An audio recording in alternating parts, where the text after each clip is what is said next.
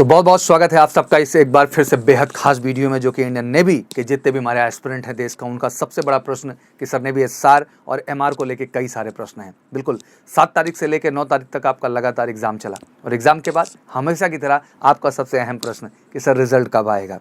दूसरा अहम प्रश्न सर कट ऑफ क्या होने वाला है। तीसरा अहम प्रश्न सर फेज 2 हमारा कब स्टार्ट होगा। चौथा कि सर फाइनल मेरिट कब आ जाएगी सर, और एग्जैक्टली हम कब ज्वाइनिंग करेंगे। मुझे लगता है सारे ही प्रश्न अहम हैं जो क्रमशः आप पूछते हैं और आपका जानने का अधिकार और हक दोनों बनता है। तो आज की इस पूरी वीडियो में मेरी पूरी कोशिश होगी क्रमशः इन सारे प्रश्नों का आपको स्टेप बाय स्टेप जवाब देने का। दैट मीन आपका रिजल्ट कब आएगा, कट ऑफ आपका क्या रहने वाला है नेवी एसआर का और नेवी एमआर का, और साथ ही साथ आपका फेज 2 कब से स्टार्ट होगा, उसके एडमिट कार्ड कब अनाउंस होंगे, आपका फाइनल मेरिट कब जनरेट होगा और आपका ज्वाइनिंग कब है। नोटिफिकेशन को अगर आप डिटेल में अच्छे से पढ़ें तो बहुत सारी चीज़ें हमेशा, चाहे वो इंडियन एयरफोर्स हो, चाहे इंडियन नेवी हो, चाहे इंडियन कोस्ट गार्ड हो, और तो मैं इंडियन आर्मी भी कहूँगा कि सबके नोटिफिकेशन को अगर ध्यान से देखें तो चीज़ें बहुत ही क्लियरली हमारे सामने मेंशन होती हैं और वो क्लियरली मेंशन करके सारे डाउट्स खत्म कर देते हैं। मैं इस बात को इसलिए पॉइंट आउट कर रहा हूँ क्योंकि इस समय एयरफोर्स के ही बच्चे हैं जिनका लगातार ये प्रश्न चल रहा है हमारा रिजल्ट कब। तो एग्जैक्टली आपको पता है कि आपके लास्ट डेट ऑफ एग्जामिनेशन से 1 मंथ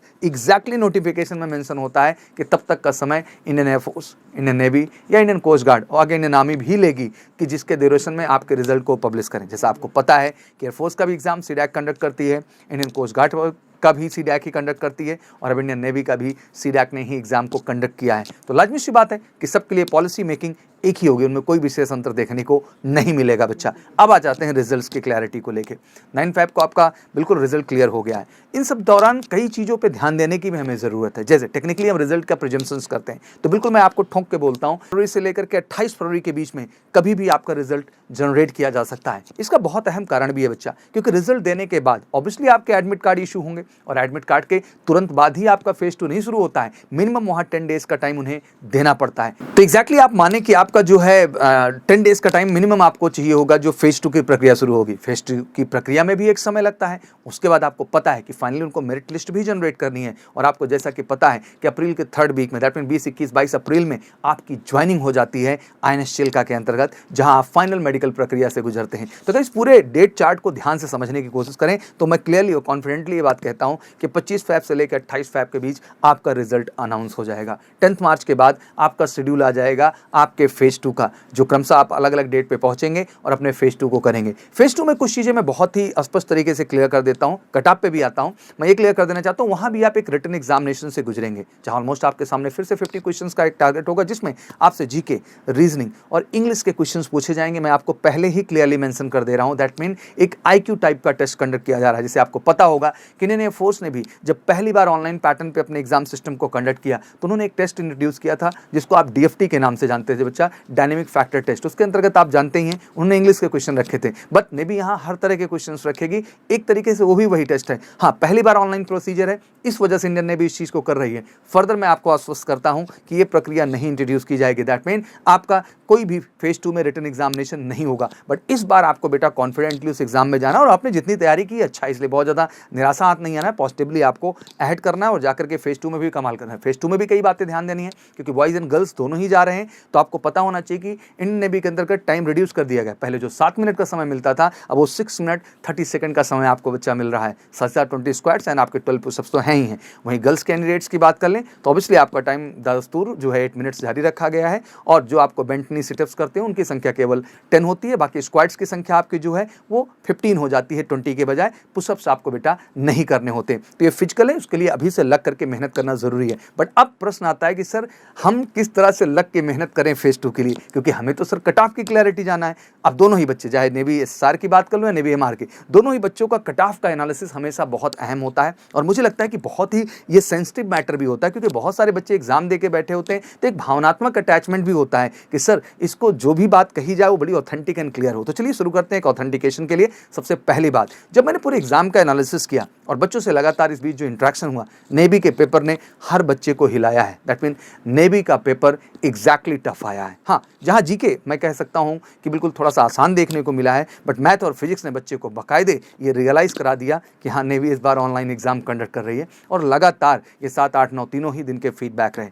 इसका मतलब क्या होता है? इसका मतलब ये होता है बेटा कि कहीं ना कहीं जो बहुत हैवी कट ऑफ की एक्सपेक्टेशन है वो आप दिमाग से निकाल दें। आप समझिए, पूरे भारत को हम लोग दो हिस्सों में हमेशा बांटा करें जब भी हम रिजल्ट एनालिसिस की बात करते हैं। एक वो स्टेट्स हैं जहां कट ऑफ हाई जाते हैं और एक वो स्टेट्स हैं जहां कट ऑफ हमेशा लो जाते हैं। इस बात को समझना बहुत जरूरी है, क्योंकि आपको पता ही है कि नेवी एसएसआर का जो कट ऑफ है वो स्टेट वाइज आधार पर एनालाइज किया जाता है। जब हम हाई कट ऑफ की बात करते हैं तो लॉजिमी से आपके जहन में उत्तर प्रदेश आता है, आपके जहन में राजस्थान आता है, आपके जहन में हरियाणा आता है, आपके जहन में उत्तराखंड आता है, दिल्ली आता है, पंजाब आता है, ठीक है, बिहार आता है। तो ये सारे राज्य, इवन आप महाराष्ट्र को भी ऐड कर सकते हैं, ये सारे ही राज्य आपके जहन में आते हैं बैक टू बैक जिनके हाई कट ऑफ जाते हैं। लो कट ऑफ की तो जितने भी हमारे ईस्टर्न जोन में है, चाहे मणिपुर हो, मिजोरम हो, गुजरात हो, उधर साउथ के भी जितने हमारे मैक्सिमम स्टेट्स हैं वहाँ पे हमेशा हमें जो है कट ऑफ थोड़ा सा लो देखने को मिलता है। ओवरऑल अगर हम इसको इस बार क्लियर करें, सेक्शनल कट ऑफ की भी बात कर लेते हैं, क्योंकि बच्चों का ये भी डाउट रहता है कि सर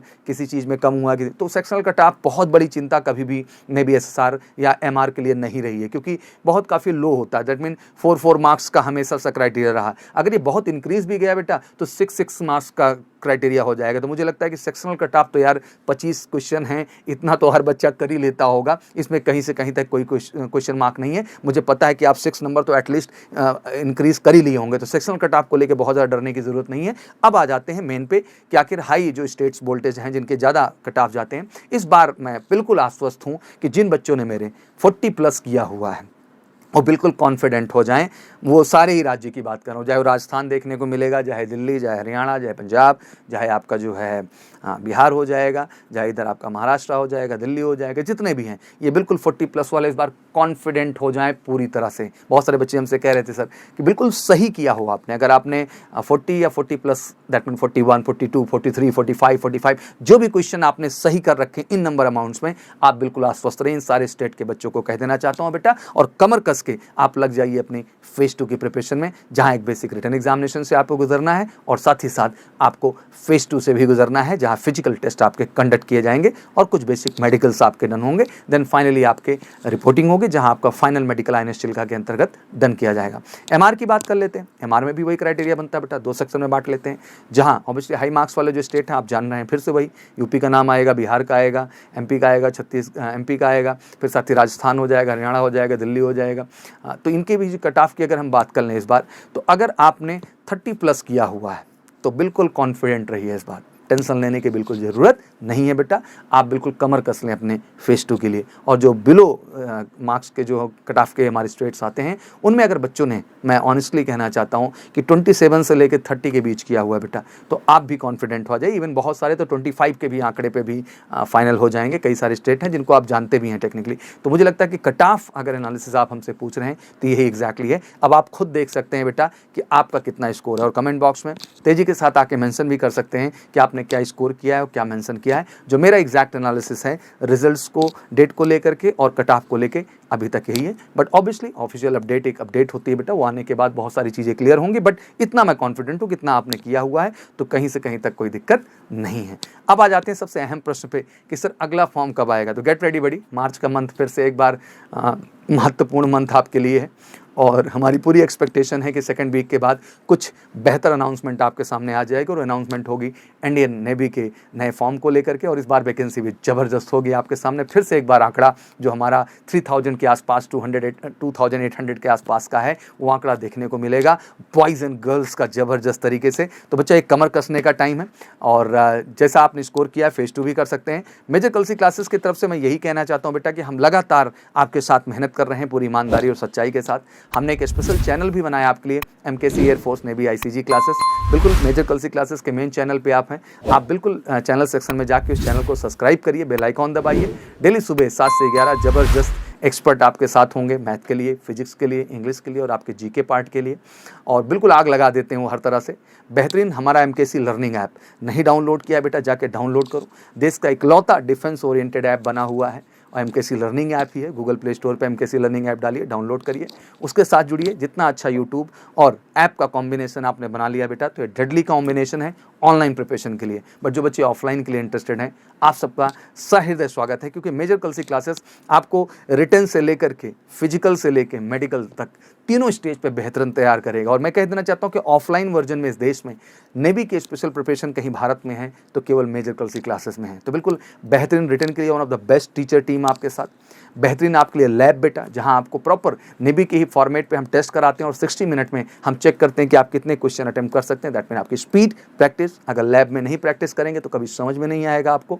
थर्ड चीज़, प्रॉपर फिजिकल अपना बेहतरीन ग्राउंड है मेजर कल सी क्लासेस का, जहां मॉर्निंग और इवनिंग दोनों स्लॉट में हम आपका फिजिकल ट्रेनिंग करते हैं बच्चा, जिससे आप फिजिकली भी बेस्ट परफॉर्मर हो। और रही बात मेडिकल की, तो मेजर कल सी हेल्थ केयर सेंटर आप जानते ही हैं, देश का इकलौता मेडिकल सेंटर है बेटा, जो वाकई में 100% आपको आश्वस्त करता है अपने सर्टिफिकेशन के साथ कि आपको मेडिकल में बिल्कुल 100% एंट्री मिलेगी और 100% सफलता पाएंगे। तो मुझे लगता है कि हर स्टेप पे अगर सफलता की इबादत लिखना है तो बिल्कुल देश के हर इंडियन नेवी एस्पिरेंट को मेजर कल सी क्लासेस के साथ जुड़ना है। और उसको जुड़ने के लिए सिंपल उठाना है फ़ोन और कर लेना है हमें कॉल 9696330033 पर, या व्हाट्सअप भी कर सकते हैं 9696220022 पर। दोनों ही माध्यम से सेल्स टीम से आप ऑनलाइन, ऑफलाइन या बुक्स तीनों के विषय में पता कर सकते हैं कि कब से बैच शेड्यूल है और कैसे आप हमारे साथ जुड़ सकते हैं। आशा करता हूं सारी इन्फॉर्मेशन से आपको चीज़ें क्लियर हो गई होंगी। इसके बावजूद बेटा कोई क्वेरीज हैं, कुछ भी है, तो प्लीज़ कमेंट बॉक्स में मेंशन करिए। फिर से आपके सौरभ सर आपके सामने हाजिर होंगे एक सही, ऑथेंटिक और अपडेट इन्फॉर्मेशन के लिए। तब तक के लिए आप सबको बहुत बहुत शुभकामनाएं। जय हिंद, जय भारत।